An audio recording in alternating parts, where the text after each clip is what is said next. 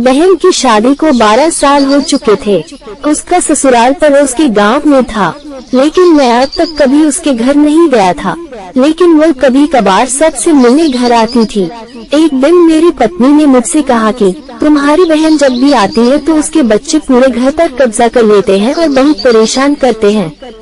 पूरे घर में सामान फैला देते हैं, खर्चा तो 2 गुना बढ़ जाता है। तुम्हारी माँ तो चोरी चुपके से उसे साबुन, वॉशिंग पाउडर, चावल और दाल ये सब चीजें देती रहती है। ये सब सुनकर मुझे बहुत गुस्सा आया।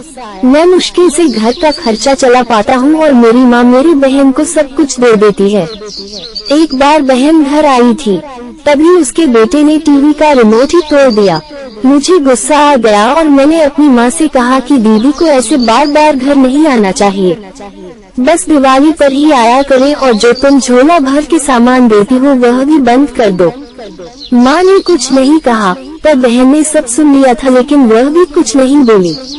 4 बजे बज चुके थे। उसने अपने बेटे को तैयार किया और कहा, भाभी मुझे बस स्टॉप तक छोड़ दो। मैंने ऐसे ही झूठ मूठ दीदी को बोला, जा रही हो दीदी, कुछ दिन और रुक जाती। उसने मुस्कुराते हुए कहा, अरे नहीं, बच्चों की छुट्टियां खत्म हो रही है, हमें जाना चाहिए अब। एक दिन हम दोनों भाइयों के बीच जमीन का बंटवारा होने वाला था। तभी दीदी भी आई थी, लेकिन मैंने उनसे सीधे कह दिया कि मैं अपने हिस्से से कुछ नहीं दूंगा। माँ ने कहा कि बेटी का भी अधिकार होता है, लेकिन मैंने उसे चिल्लाकर कहा कि मैं उससे कुछ नहीं दूंगा। दीदी सामने बैठी थी पर कुछ नहीं बोल रही थी। अलग होने के कुछ दिनों बाद मेरे बड़े बेटे को टीबी की बीमारी हो गई। मेरे पास उसके इलाज के लिए बिल्कुल पैसे नहीं थे। मैं बहुत तनाव में था। ऐसे ही एक दिन मेरी बहन घर आई और मेरे पास बैठ गई।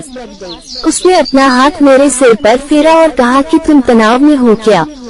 मैं तुम्हारी बड़ी बहन हूँ, मैंने तुम्हें बचपन से पाला है, तुम्हें जानती हूँ मैं, और तुम मुझसे भी ज्यादा बड़े दिखते हो। उसने अपने हाथों से सोने की चूड़ियाँ निकाली और मेरे हाथों में दे दी। उसने कहा, तुम पागल हो, तुम ऐसे ही टेंशन ले रहे हो, ये चूड़ियाँ लो और अपने बच्चे का इलाज करो। वह धीरे से बोली, चूड़ी के बारे में किसी को मत बताना, तुम्हें मेरी कसम है। उसने फिर से अपना हाथ मेरे सिर पर फेर दिया। उसने मुझे 1000 रुपए दिए। उसमें 50 और 100 के नोट थे। शायद उसने बचत करके जमा किए होंगे। ये पैसे जेब में रखते हुए बोली कि बच्चों को जो चाहे ले लो और इस तरह टेंशन लेकर मत बैठो। चलो मुझे अभी जाना है। बच्चे स्कूल गए थे, इसीलिए सोचा जल्दी जाकर भाई को मिलकर आऊं, इसीलिए आ गई। तभी मेरा ध्यान दीदी के पैरों पर गया। उसने टूटी हुई चप्पल पहन रखी थी और पुराना दुपट्टा पहना था।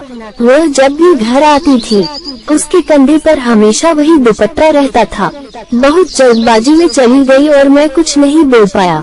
हाथों में वह चूड़ियां लिए मैं जोर जोर से रो रहा था।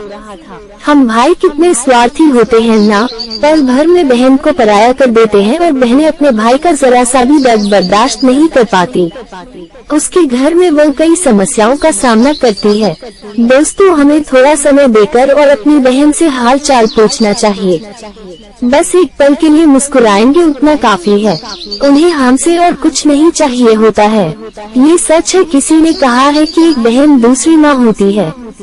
ये कहानी कैसे लगी हमें कमेंट करके अवश्य बताएं। अगर आप चैनल पर नए आए हैं तो चैनल को सब्सक्राइब करें, वीडियो को लाइक करें। वीडियो देखने के लिए आपका धन्यवाद।